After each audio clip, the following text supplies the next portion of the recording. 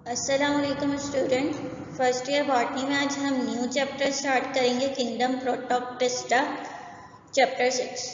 पहले इसका नाम प्रोटिस्टा था, फिर मार्गेलस एंड स्चुआर्ट ने जो चेंजेस की उसके बाद इसका नाम प्रोटोक्टिस्टा बढ़ गया।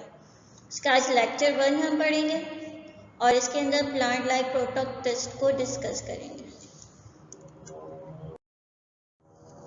तो प्रोटोक्टिस्टा में कौन से इंडिविजुअल्स आते हैं? वो इंडिविजुअल जो यूनिसेलुलर है, यूकैरियोट्स हैं। यूनिसेलुलर यानी इनका जो बॉडी स्ट्रक्चर है वो सिंगल सेल पे कंप्राइज है। यूकैरियोट्स यानी कि इनके पास ट्रू न्यूक्लियस है और इनके लिए ये ख्याल किया जाता है कि भाई ये एंसेस्टर्स हैं मॉडर्न प्लांट, एनिमल्स या फंजाई के। यानी ये वाले जो ऑर्गेनिजम्स हैं इनसे ही जो प्लांट, एनिमल और फंजाई जो हैं वो इवॉल्व हुए हैं। डाइवर्सिटी क्या है, वैरायटी क्या है? पॉलीफाइलेटिक ग्रुप है ऑर्गेनिजम्स का, यानी मल्टीपल ग्रुप ऑफ ऑर्गेनिजम्स इसके अंदर मौजूद हैं। प्लांट लाइक प्रोटोक्टिस्ट में कौन से आ जाएंगे? एल्गी, और एल्गी से ही जो मॉडर्न प्लांट्स हैं वो इवॉल्व हुए हैं। तो एल्गी क्या है? ये एंसेस्टर्स है प्लांट के। इसी तरह फंजाई लाइक प्रोटोक्टिस्ट है, इसके अंदर कौन से ऑर्गेनिजम्स आ जाएंगे? प्रीमिटिव फंजाई, और इन प्रीमिटिव फंजाई से ही एडवांस फंजाई इवॉल्व हैं। तो प्रीमिटिव फंजाई क्या हैं? ये इसके एंसेस्टर्स हैं। एनिमल लाइक प्रोटोक्टिस्ट में कौन से आ जाएंगे? प्रोटोजोआ की। एल्गी को प्लांट क्यों नहीं कहा जा रहा? सिमिलर कैरेक्टर क्या है इसका प्लांट के साथ कि इसके पास सेलुलोज है, प्लांट के पास भी सेलुलोज है, सेल वॉल मटेरियल। क्लोरोफिल है, फोटोसिंथेसिस कर सकता है, प्लांट भी फोटोसिंथेसिस कर सकता है। मगर इसके अंदर क्या होगा? सीड की फॉर्मेशन नहीं होगी, बॉडी स्ट्रक्चर चेंज होगा, थैलस लाइक होगा। इसलिए इसको उठाकर इस किंगडम में रख दिया गया। और क्यों कहा गया कि भाई इसी से नए प्लांट इवॉल्व हुए? क्योंकि इनके पास सेलुलोज का मटेरियल था, सेल वॉल मटेरियल सेम था, और फोटोसिंथेटिक ऑर्गेनिज्म थे, यानी कि अपना फूड मटेरियल खुद प्रिपेयर कर सकते थे। तो कुछ सिमिलर कैरेक्टर्स इनके प्लांट से मिलते हैं और कुछ कैरेक्टर्स जो हैं वो डिफर करते हैं। इसी तरह फंजाई, प्रीमिटिव फंजाई में क्या था कि यहाँ जो सेल का मटेरियल है, सेल वॉल का मटेरियल है वो सेलुलोज है, जबकि एडवांस फंजाई में क्या है? काइटिन का मटेरियल है। इनके पास जो है वो सेंट्रियोल प्रेजेंट है, जबकि एडवांस फंजाई में सेंट्रियोल नहीं होता। तो ये कुछ कैरेक्टर्स हैं जो इनके सिमिलर भी हैं और कुछ कैरेक्टर्स डिफर भी करते हैं। इस वजह से इनको जो है उठाकर इस ग्रुप में रख दिया गया। मगर कहा यह जाता है कि एंसेस्टर से, यानी इन्हीं से इनके एडवांस फॉर्म इवॉल्व हुई है। एल्गी से पूरे प्लांट इवॉल्व हुए और फंजाई से जो है वो एडवांस या मॉडर्न फंजाई इवॉल्व हुई है। प्लांट लाइक प्रोटोक्टिस्टा में जो है वो एग्जाम्पल है एल्गी की। एल्गी जो है वो रिस्पॉन्सिबल है more than half of the photosynthetic being carried out in the world. जितनी भी हाफ से भी अमाउंट से भी ज़्यादा जो फोटोसिंथेसिस है वर्ल्ड में हो रही है वो सब की सब एल्गी से हो रही है। एल्गी के पास पिगमेंट है, क्लोरोफिल मौजूद है। क्लोरोफिल से क्या होगा? ये सोलर एनर्जी को कैप्चर करेगा और फोटोसिंथेसिस करवाएगा। तो फोटोसिंथेसिस के नतीजे में क्या रिलीज करेगा? ये ऑक्सीजन, और इस ऑक्सीजन को जो है वो दूसरे ऑर्गेनिजम्स यूटिलाइज करेंगे। तो जितनी भी ऑक्सीजन की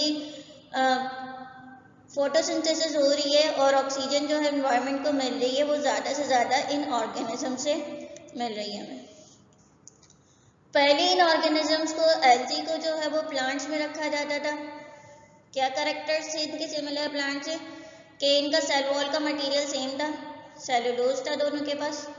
इसी तरह क्लोरोफिल भी एसेसरी पिगमेंट था जिसको फोटोसिंथेसिस के लिए यूटिलाइज करते थे।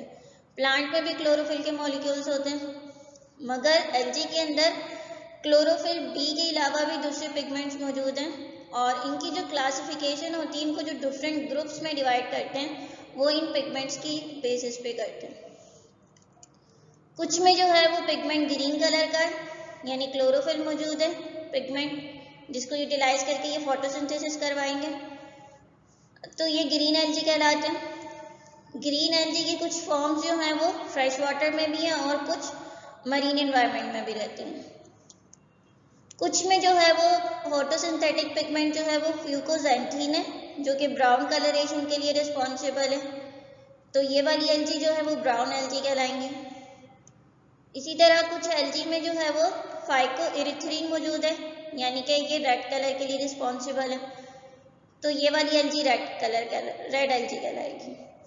तो डिफरेंट एल्गी के जो डिफरेंट ग्रुप्स हैं वो सिर्फ और सिर्फ इनके पिगमेंट की कंपोजिशन की वजह से बनाए गए थे। क्लोरोफिल ए सब में मौजूद है, नेसेसरी पिगमेंट है, तमाम प्लांट में मौजूद होगा, मगर जो एसेसरी पिगमेंट है वो इनका डिफर कर जाएगा।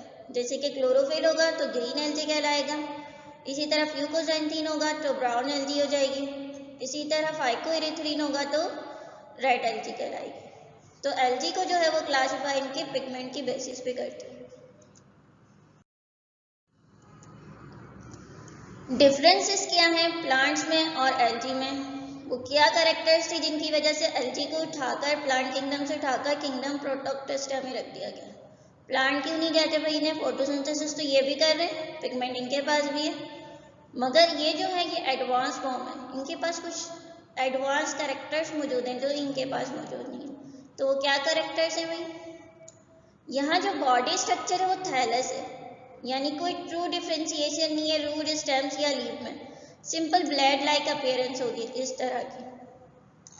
और यहाँ जो बॉडी स्ट्रक्चर है वो डिफ्रेंशिएट करेगा, रूट्स भी होंगी, लीव्स भी होंगे और स्टेम भी होगा। तो एल्गी में जो प्लांट बॉडी स्ट्रक्चर है वो थैलस है, यानी कि कोई डिफ्रेंशिएशन नहीं है इनकी रूट, स्टेम्स या लीव में, जबकि प्लांट्स के अंदर क्या है? डिफ्रेंशिएशन है रूट, स्टेम्स और लीव्स में। एल्गी जो है वो इक्वेटिक है, यानी वाटर में रहते हैं, इक्वेटिक एनवायरनमेंट में, वहीं से अपना मिनरल्स वगैरह को एब्जॉर्ब करते हैं और अपना फूड मटेरियल प्रिपेयर करते हैं। जबकि प्लांट क्या है? वो टेरेस्ट्रियल है, यानी कि ये मिट्टी में रहते हैं, मिट्टी वाली एनवायरनमेंट में रहते हैं और वहीं से न्यूट्रिएंट्स को एब्जॉर्ब करते हैं। मगर कुछ प्लांट्स के ग्रुप ऐसे हैं जो इक्वेटिक है। मगर अब क्या डिफरेंस हो गया भाई? अगर प्लांट भी इक्वेटिक हो और एल्गी भी इक्वेटिक हो तो यहाँ जो है वो इनके टिश्यूज में डिफरेंस आ जाता है। तो यहाँ जो प्लांट में जो कंडक्टिंग टिश्यूज होंगे, जाइलम फ्लोएम, वो प्रेजेंट होंगे, जबकि एल्गी जो है वो प्रिमिटिव है, तो यहाँ जो है ये वाले सेल्स एब्सेंट होंगे। तो ये एक्वेटिक एनवायरनमेंट में रहते हैं मोस्टली और ये टेरेस्ट्रियल में रहते हैं।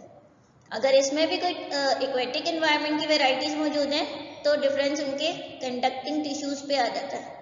यहाँ वेल डेवलप कंडक्टिंग टिश्यूज होंगे, जबकि यहाँ ऐसे टिश्यूज नहीं मौजूद होंगे। जाइगोट जो है वो प्रोटेक्टेड नहीं होता पेरेंट बॉडी से। यहाँ जो गैमेट्स बनेंगे, इस तरह के गैमेट्स, ये इनके पास फ्लैजिला होगा, ये मूव करेंगे और किसी भी सबस्ट्रेटम पे जाके अटैच हो जाएंगे, अटैच होके दोबारा से नया ऑर्गेनिज्म बना देंगे, किसी भी रॉक पे जाके ये स्टिक होगा और वहाँ से जो है वो नया नया एल्गी बना लिया, एल्गा बना लिया। मगर जो है प्लांट्स में क्या होगा? जाइगोट प्रोटेक्ट होगा पेरेंट बॉडी में, ये आपने पढ़ा होगा कार्पल होता है, यहाँ पे ओव्यूल्स होंगे, तो यहाँ जो बनेगा वो जाइगोट होगा और ये प्रोटेक्टेड होगा, पेरेंट बॉडी के साथ अटैच रहेगा। जबकि एल्गी में क्या होता है कि इसके गैमेट्स रिलीज होंगे, रिलीज होने के बाद ये रॉक या किसी भी सबस्ट्रेटम पे जाके अटैच होंगे और वहाँ से अपना नया ऑर्गेनिज्म डेवलप कर लेंगे।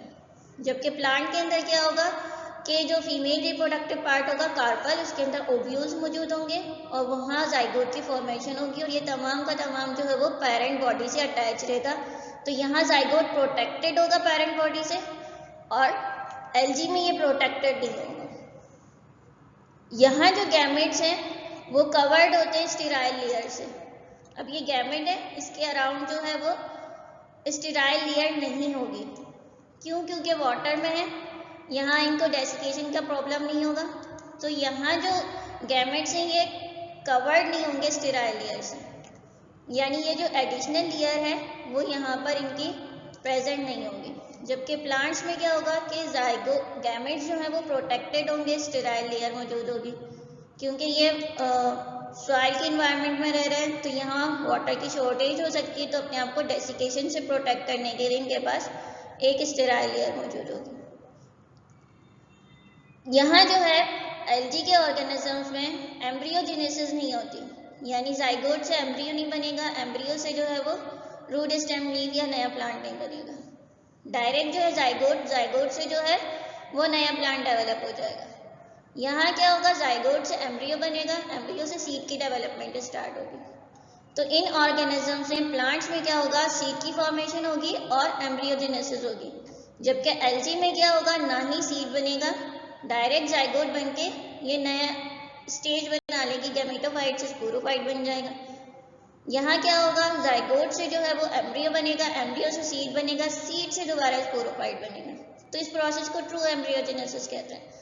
और एल्गी के ऑर्गेनिजम्स में एम्ब्रियोजेनेसिस का प्रोसेस नहीं होता। तो एल्गी क्या है, उनके जो बॉडी स्ट्रक्चर थैलस है, और यहाँ जो है वो टू डिफ्रेंशिएशन है रूट स्टेम्स और लीव्स की। ये एक्वेटिक है और ये वाले ऑर्गेनिजम्स प्लांट क्या है, ये टेरेस्टेरियल है। जाइगोट प्रोटेक्टेड नहीं होता पेरेंट बॉडी से, यानी किसी भी गैमेट्स जो हैं वो किसी भी सबस्ट्रेटम पे जाके अटैच होंगे, अटैच होके अपने नए ऑर्गेनिज्म बना लेंगे, वहीं फ्यूजन स्टार्ट हो जाएगी इनकी। यहाँ जो है वो प्रोटेक्टेड होते हैं, यानी फीमेल रिप्रोडक्टिव पार्ट के अंदर जो है वो जाइगोट की फॉर्मेशन होगी और वो प्लांट बॉडी से अटैच रहेगा। यहाँ जो गैमेट्स हैं वो कवर्ड नहीं होंगे, इनके पास एडिशनल लेयर नहीं होगी, जैकेट लेयर, क्योंकि वाटर में रह रहे हैं तो डेसिकेशन का कोई प्रॉब्लम ही नहीं है। तो यहाँ स्टेराइल लेयर नहीं होगी और यहाँ जो है वो स्टेराइल लेयर मौजूद होगी।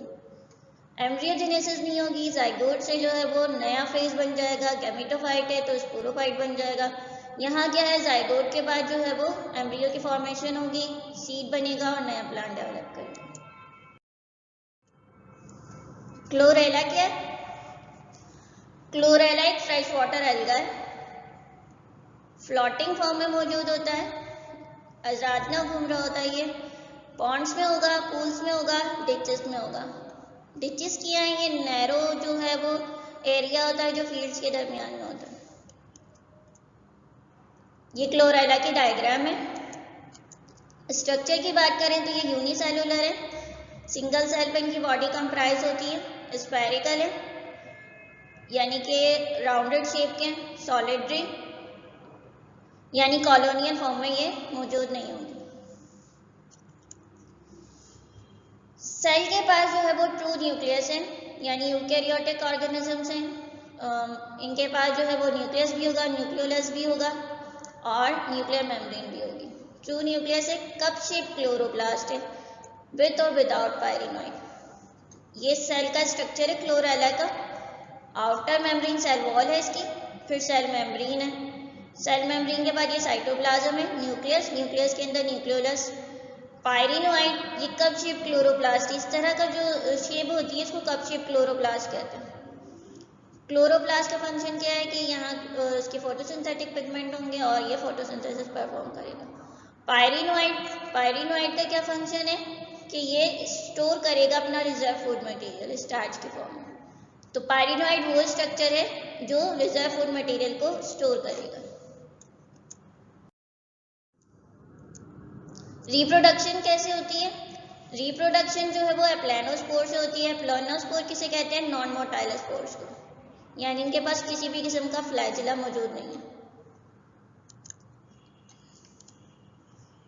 फर्स्ट स्टेप में क्या होगा, इनका प्रोटोप्लाज्म डिवाइड होगा 8 to 16 डॉटर सेल्स में या प्रोटोप्लाज्म में। ये न्यूक्लियस है अगर इसका, ये साइटोप्लाज्म है, सेल मेम्ब्रेन और सेल वॉल है। तो यहाँ से यहाँ तक का रीजन प्रोटोप्लाज्म कहलाता है।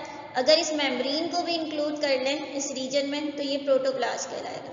तो ये प्रोटोप्लास्ट डिवाइड करके कितने सेल्स बनाएगा, 8 to 16, यानी कि इनके अंदर डिवीजन होगी इस तरह, 8 या 16 सेल्स बना लेंगे। फिर उसके बाद क्या होगा, ये एक सिंगल सेल है, इसके अंदर डिवीजन हुई, 2 सेल्स बने, 2 सेल्स से जो है वो 4 सेल्स में डिवाइड हुए और यहाँ पे जो दूसरा सेल था वो भी इसी तरह डिवाइड हुआ और इस तरह 8 सेल्स बन गए। तो ये 8 क्या कहलाएंगे, इनके एप्लानोस्पोर्स कहलाएंगे। ये जो डिवीजन हुई थी प्रोटोप्लास्ट की, अब इसके अंदर जो है वो हर जो सेल होगा, हर जो पार्ट होगा वो एक वॉल अपने अराउंड बना लेगा और कन्वर्ट हो जाएगा नॉन मोटाइल या एप्लानोस्पोर्स में। ये एक सिंगल सेल था, ये इसका कप शेप क्लोरोप्लास्ट और न्यूक्लियस मौजूद है। मैच्योर होने लगा, एक सेल में कॉन्स्ट्रिक्शन डेवलप हुई, 2 में डिवाइड हुआ। अब ये 2 से जो है वो 4 सेल्स में डिवाइड हुए। हर सेल ने जो है वो अपने अराउंड एक वॉल बना ली और हर सेल के पास जो है अपना एक न्यूक्लियस मौजूद है। तो इस तरह ये 4 सेल्स में डिवाइड हुआ। इसी तरह एक और दोबारा डिवीजन होगी तो 4 से ये 8 सेल्स में डिवाइड हो जाएंगे। तो 8 से जो है दोबारा 16 में कन्वर्ट हो जाएंगे। तो 8 to 16 जो है वो एप्लेनोस्पोर्स बनेंगे और हर एप्लेनोस्पोर जो है वो जर्मिनेट करके नया वेजिटेटिव सेल बना लेगा, यानी नया क्लोरेला का सेल बना लेगा। यानी एक सेल जो है वो डिवाइड होगा और नॉन मोटाइल स्पोर्स की फॉर्मेशन करेगा। 8 सेल्स में डिवाइड हो रहा है तो हर सेल के अंदर जो है वो उसका न्यूक्लियस भी मौजूद होगा और उसका साइटोप्लाज्म भी मौजूद होगा और फिर उसके बाद जो है वो अपने अराउंड एक वॉल को प्रोड्यूस कर लेगा। तो ये नया एप्लेनोस्पोर बन गया। हर एप्लेनोस्पोर जर्मिनेट करके नया क्लोरेला का सेल बना लेगा। इंपॉर्टेंस क्या है? फूड की हाई वैल्यू है, 50% प्रोटीन है, 20% कार्बोहाइड्रेट है, फैट्स है, अमाइनो एसिड है, प्रोटीन है, तो फूड के तौर पर इनको यूज किया जाता है। आर्टिफिशियली कल्चर किया जाता है उसको लैब में फोटोसिंथेसिस या रेस्पिरेशन के एक्सपेरिमेंट करने के लिए, या आर्टिफिशियली लैब कंडीशंस में इनको ग्रो करा जा रहा है। इसके अलावा इसे एक एंटीबायोटिक बनती है। एंटीबायोटिक का नाम क्या है? क्लोरेलिन, जो कि बैक्टीरिया से होने वाले इन्फेक्शन के अगेंस्ट वर्क करती है। अल्वा को कॉमनली सी लेटस कहते हैं, यानी समंदरी सलाद। मरीन एल्गा है, यानी कि मरीन इन्वायरमेंट में मौजूद होगा जहाँ सॉल्ट मौजूद होता है वाटर के अंदर। हाई या लो टाइड्स के दरमियान जो है वो ग्रो करेगा। हाई टाइड किसे कहते हैं? जब पानी जो है वो आगे की तरफ आता है उसको हाई टाइड कहते हैं। लो टाइड किसे कहते हैं? जब पानी पीछे की तरफ जाने लगता है। मरीन एल्गा है, मरीन इन्वायरमेंट में वहाँ मौजूद होगा जहाँ पानी मौजूद है। हाई या लो टाइड्स के दरमियान ये ग्रो करेगा। कॉमनली कहाँ पाया जाएगा? ये मनोड़ा या किमाड़ी के एरियाज जो कराची कोस्ट के। ये एक एल्गा है और ये इसका थैलस लाइक स्ट्रक्चर है। यहाँ कोई भी डिफ्रेंशिएशन नहीं है रूट स्टेम्स या लीव्स की।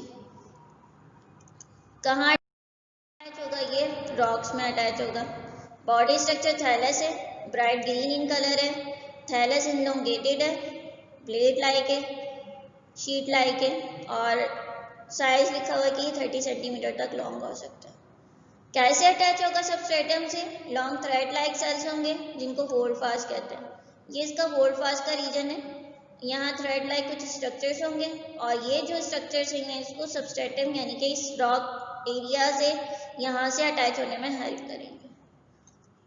बॉडी स्ट्रक्चर थैलस है, कोई डिफ्रेंशिएशन नहीं है। ब्लेड लाइक है यानी शीट लाइक है और साइज लिखा हुआ है 30 सेंटीमीटर लॉन्ग है। सबस्ट्रेटम या रॉक से जब भी अटैच होगा तो ये अपनी स्मॉल थ्रेड लाइक स्ट्रक्चर्स जो हैं वो long thread like structure hold fast उसके जरिए ये अटैच होगा।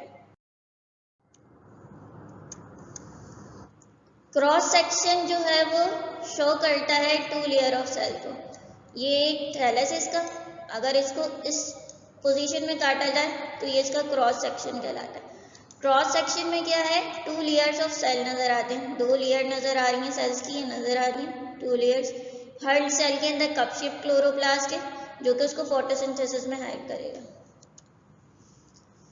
थैलस में जो है वो 2 डिफरेंट फेजेस होते हैं। एक तो स्पोरोफाइट का है। स्पोरोफाइट में 26 क्रोमोसोम्स होंगे और डिप्लॉयड इन नेचर होगा। सेकेंड फेज गैमेटोफाइट है।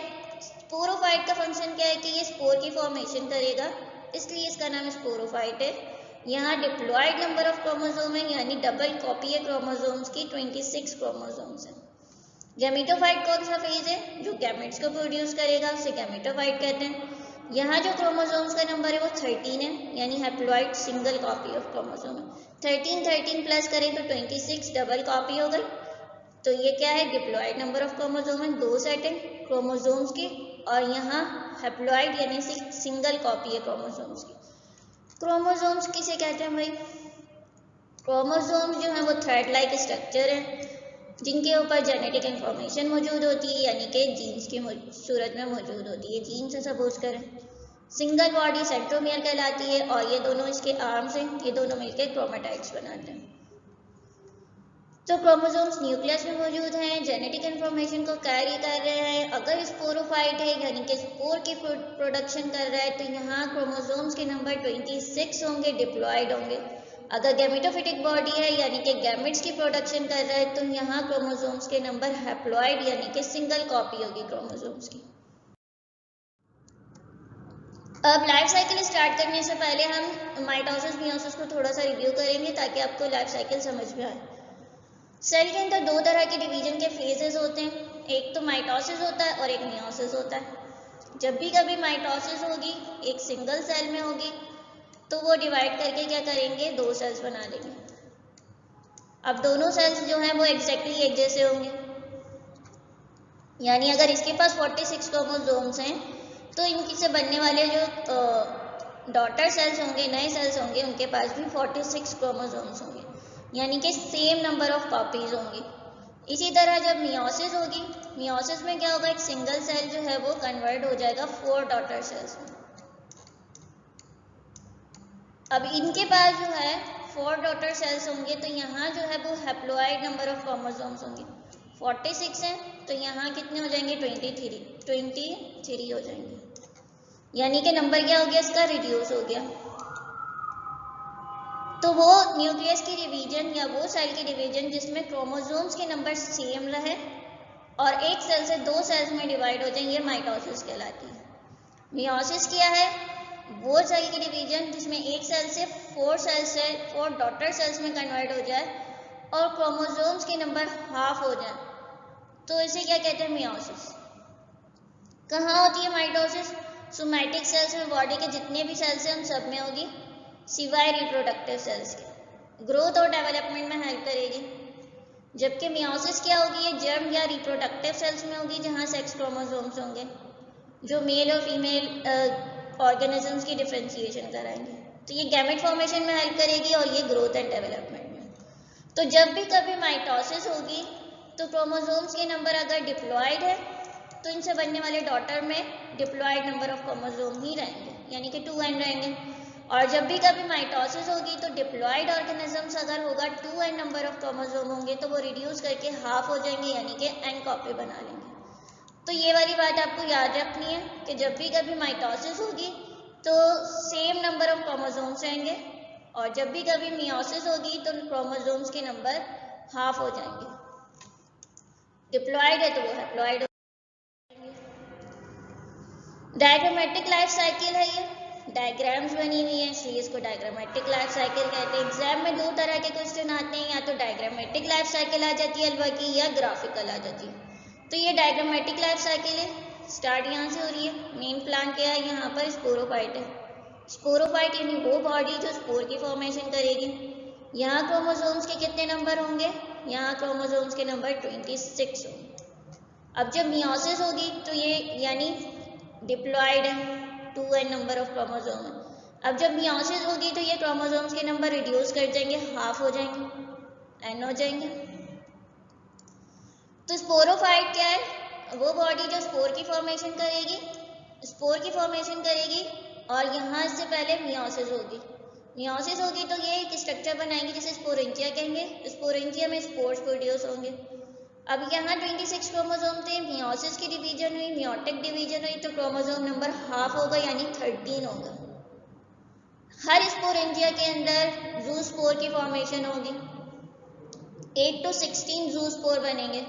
अच्छा, ये तमाम बॉडी जो है वो कैपेबल है स्पोर्स फॉर्मेशन के लिए, मगर ये जो इसका बेसल का सेल है, ये वाला जो सेल है, यहाँ सिर्फ स्पोर की फॉर्मेशन नहीं होगी और इसके अलावा तमाम बॉडी जो है वो स्पोर प्रोड्यूस करेगी, यानी स्पोरेंजिया बनाएगी, स्पोरेंजिया से स्पोर्स बनेंगे।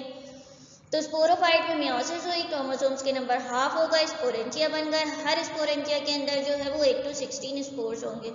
अब यहाँ जो जू स्पोर बनेंगे वो क्वाड्रिफ्लैजिलेटेड है। क्वाड्रिफ्लैजिलेटेड मतलब यहाँ 4 फ्लैजिला मौजूद होंगे। ये जो क्वाड्रिफ्लैजिलेटेड जू स्पोर बने हैं इनके अंदर माइटोसिस होगी, फ्लैजिला रिमूव हो जाएगा इनका साइटोप्लाज्म में और इसमें डिवीजन स्टार्ट हो जाएगी। माइटोसिस का प्रोसेस होगा और ये डेवलप कर लेंगे गैमेटोफाइट। गैमेटोफाइट वो प्लांट बॉडी जो कि गैमेट्स की प्रोडक्शन करेगी, उसे गैमेटोफाइट कहते हैं। अब यहाँ माइटोसिस हुई थी, अगर क्रोमोसोम नंबर हाफ थे, n थे, तो बनने वाला गैमेटोफाइट भी n है, यानी हाफ नंबर ऑफ क्रोमोसोम। तो गैमेटोफाइट में अल्वा के कितने क्रोमोसोम्स होंगे? 13। यहाँ 26 थे, मियोसिस हुई थी तो ये रिड्यूस कर गए थे, कहीं हाफ हो गए थे। माइटोसिस हुई तो सेम नंबर ऑफ क्रोमोसोम रहेंगे, 13 थे तो 13 ही रहेंगे। तो गैमेटोफाइट में क्या होगा? अब गैमेटेंजिया प्रोड्यूस होंगे, गैमेटेंजिया में गैमेट्स बनेंगे। गैमेट्स दोनों आइडेंटिकल है, यहाँ जो गैमेट्स बनेंगे वो बाइफ्लैजिलेटेड है, यानी कि 2 फ्लैजिला मौजूद है। इन गैमेट्स में फ्यूजन स्टार्ट होगी, फ्यूजन स्टार्ट होकर ये अपना फ्लैजिला रिमूव करेंगे। यहाँ 4 हो गए थे, टू फ्लैजिला यहाँ से मिले, 2 फ्लैजिला यहाँ से मिले, तो ये दोबारा 4 क्वाड्रिफ्लैजिलेटेड स्ट्रक्चर हो गया। मगर जब डिवीजन स्टार्ट हुई तो उसने अपना फ्लैजिला लूज कर दिया, अब ये डिप्लॉयड स्ट्रक्चर या जाइगोट में बन गया। फिर से माइटोसिस होगी और स्पोरोफाइट बना देगा। तो यहाँ जो है वो आइसोमॉर्फिक अल्टरनेशन ऑफ जनरेशन होती है। अगर स्पोरोफाइट का गैमेटोफाइट में चेंज होना, गैमेटोफाइट का दोबारा से स्पोरोफाइट बनाना, ये अल्टरनेशन ऑफ जनरेशन है। आइसोमॉर्फिक क्यों कह रहे हैं? क्योंकि देखें तो ये दोनों के दोनों सिमिलर ही स्ट्रक्चर के हैं, एक ही जैसे हैं, तो इसलिए इनको आइसोमॉर्फिक अल्टरनेशन ऑफ जनरेशन कहते हैं। यहाँ तक जितने भी फेजेस थे वो हैप्लॉइड है, हाफ नंबर ऑफ क्रोमोसोम है, यानी इनसे पहले यहाँ मियोसिस हो चुकी है जिसने इनके नंबर को आधा कर दिया। और यहाँ तक की जो फेज है वो डिप्लॉयड है, यानी कि 2n नंबर ऑफ क्रोमोसोम। अब एसेक्सुअल रिप्रोडक्शन क्या है? स्पोरोफिटिक फेज जो है जितना भी वो एसेक्सुअल रिप्रोडक्शन है, जबकि जहाँ गैमेट्स की फॉर्मेशन हो रही है ये सेक्सुअल रिप्रोडक्शन है। एसेक्सुअल रिप्रोडक्शन में सिंगल पेरेंट इन्वॉल्व होता है, तो यहाँ देखेंगे सिंगल स्पोरोफाइट है और उसने स्पोर्स बनाए थे। और सेक्सुअल रिप्रोडक्शन में 2 डिफरेंट टाइप्स के गैमेट्स प्रोड्यूस होते हैं, उन्हें प्लस माइनस भी कह लेंगे, उन्हें डिफरेंट मैटिंग टाइप्स कह लेंगे या मेल फीमेल कह लेंगे। तो डिफरेंट पेरेंट्स इन्वॉल्व होंगे, फ्यूजन होगी और नया स्ट्रक्चर बनाएंगे। तो ये सेक्सुअल रिप्रोडक्शन है जिसमें 2 तरह के गैमेट्स इन्वॉल्व होंगे। ये एक और डायग्रामेटिक व्यू है, स्पोरोफाइट है, स्पोर्स बने, मियोसिस हुई, नंबर हैप्लॉइड हो गया, गैमेटोफाइट बना दिए, फिर दोबारा स्पोर्स बना दिए इन्होंने, गैमेट्स बना दिए जिनको गैमेट्स कह रहे हैं, यहाँ बाइफ्लैजिलेटेड है, फिर फ्यूजन हुई, डिप्लॉयड स्ट्रक्चर जाइगोट बनाया और फिर माइटोसिस से डिवीजन के थ्रू स्पोरोफाइट बना दिया। तो यहाँ तक जितना भी फेज था वो हैप्लॉइड और ये डिप्लॉयड, यानी कि नंबर ऑफ क्रोमोसोम। ये ग्राफिकल लाइफ साइकिल है इसकी। स्पोरोफाइट है, स्पोरोफाइट वो बॉडी जो स्पोर्स बनाएगी, स्पोरेंजिया, मियोसिस हुई, नंबर ऑफ क्रोमोसोम हाफ होगा, फिर इन्होंने क्वाड्रिफ्लैजिलेटेड ज़ूस्पोर बनाए, इनमें भी नंबर ऑफ क्रोमोसोम हाफ थे। माइटोसिस हुई, गैमेटोफाइट बना दिए, गैमेटोफाइट से गैमेटेंजिया प्रोड्यूस हुआ, गैमेटेंजिया से बाइफ्लैजिलेटेड गैमेट्स, मेल फीमेल कह लें, प्लस माइनस कह लें या डिफरेंट मैटिंग टाइप्स कह लें, एक ही बात है। अब इन गैमेट्स में जो है वो फ्यूजन हुई, सिंगैमी, फ्यूजन को कह रहे हैं, जाइगोट, डिप्लॉयड स्ट्रक्चर बन गया, उससे स्पोरोफाइट बन गया। तो अगर एग्जाम में ग्राफिकल लाइफ साइकिल का क्वेश्चन आए तो इसको इस तरह ड्रॉ करना है, और इस तरह ये जो नंबर लिखे हुए क्रोमोसोम्स के, मियोसिस लिखा हुआ है, माइटोसिस लिखा हुआ है, ये सब आपने लिखना है, क्योंकि अगर ये नहीं लिखेंगे तो आपके मार्क्स की डिडक्शन हो जाएगी। और यहाँ तक कि जो जितनी भी फेज है ये डिप्लॉयड है और ये वाली जो फेज हैप्लॉयड है। स्पोरेंजिया स्पोर से ज़ूस्पोर बन रहे हैं तो ये एसेक्सुअल फेज हो जाएगी और सेक्सुअल फेज हो जाएगी। अल्टरनेशन ऑफ जनरेशन किसे कहते हैं? गैमेटोफाइट का स्पोरोफाइट से, स्पोरोफाइट का गैमेटोफाइट बना लेना, ये अल्टरनेशन ऑफ जनरेशन है, यानी कि 2 डिफरेंट फेजेस का इंटरचेंज हो जाना अल्टरनेशन ऑफ जनरेशन कहलाता है।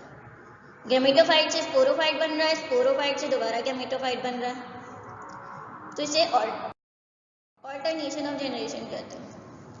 आइसोमॉर्फिक अल्टरनेशन ऑफ जनरेशन, यानी कि सिमिलर टाइप के स्पोरोफाइट भी बन रहे हैं और सिमिलर टाइप के गैमेट्स भी बन रहे हैं। अल्वा जिसे सी लैटस कहते हैं, मरीन ग्रीन अलगा है, कैसे अटैच होता है सबस्ट्रेटम पे? 4 फास के थ्रू अटैच होता है। 2 डिफरेंट टाइप के फेजेस हैं इसकी लाइफ साइकिल में। एक फेज एक जो बॉडी है वो स्पोरोफिटिक है, स्पोर की फॉर्मेशन करेगी, दूसरी गैमेटोफिटिक है, यानी जो गैमेट्स की प्रोडक्शन करेगी। गैमेट्स और स्पोरोफाइट दोनों ही सिमिलर अपीयरेंस है, एक ही तरह के स्ट्रक्चर है, कोई डिफ्रेंशिएशन नहीं है इनके अंदर, तो इस वजह से इनको आइसोमॉर्फिक कहते हैं। अब यहाँ से जो ज़ूस्पोर या गैमेट्स प्रोड्यूस हो रहे थे वो भी बिल्कुल आइडेंटिकल है। डिफरेंस थोड़ा सा बस इनके साइज में था कि अगर क्वाड्रिफ्लैजिलेटेड है तो उसका साइज थोड़ा सा बड़ा था और गैमेट्स जो थे उनका थोड़ा सा साइज छोटा था, वरना जो फिजिकल मॉर्फोलॉजिकल अपीयरेंस थी वो तमाम अपीयरेंस बिल्कुल सिमिलर थी, और जो स्पोरोफाइट और गैमेटोफाइट बन रहे थे वो भी बिल्कुल अपीयरेंस में सिमिलर थे, जिसकी वजह से इनको आइसोमॉर्फिक कह रहे हैं। अब गैमेटोफाइट स्पोरोफाइट से गैमेटोफाइट का बनाना, गैमेटोफाइट से फिर स्पोरोफाइट बनाना, इस प्रोसेस को क्या कहते हैं? Alternation of generation. तो एक एग्जाम में क्वेश्चन होता है आइसोमॉर्फिक ऑल्टरनेशन ऑफ जनरेशन किसे कहते हैं? आइसोमॉर्फिक यानी सिमिलर टाइप्स की फेजेस को प्रोड्यूस करना, यानी गैमेटोफाइट या स्पोरोफाइट को, और ऑल्टरनेशन ऑफ जनरेशन गैमेटोफाइट का स्पोरोफाइट से, स्पोरोफाइट का गैमेटोफाइट से रिप्लेस हो जाना, इंटरचेंज हो जाना, ये ऑल्टरनेशन ऑफ जनरेशन होता है। तो एग्जाम में इसका क्वेश्चन भी आ जाता है कि आइसोमॉर्फिक ऑल्टरनेशन ऑफ जनरेशन को डिफाइन करें, या एमसीक्यूज में इस तरह आ जाता है कि alternation of generation, isomorphic alternation of generation किस ऑर्गेनिज्म में होती है? तो उसका नाम है अल्वा। और एक और टिपिकल क्वेश्चन आ जाता है कि थैलस के अंदर 2 लेयर ऑफ सेल किस में पाए जाते हैं, या अल्वा के अंदर जो लेयर ऑफ सेल्स हैं वो कितने हैं? तो वो 2 हैं। कप शेप क्लोरोप्लास्ट है, क्लोरोप्लास्ट में जो है वो उसका क्लोरोफिल है, फोटोसिंथेसिस के लिए हेल्प कर रहा है। और अल्वा जो है वो मरीन है, ये भी एक क्वेश्चन आ जाता है, क्लोरेला फ्रेश वाटर अल्गा के एग्जाम्पल। तो आज का लेक्चर हमारा यहाँ तक था। नेक्स्ट लेक्चर में जो है वो हम फंजाई लाइक प्रोटोक्टिस्ट को स्टडी करेंगे। जब तक के लिए खुदा हाफिज़।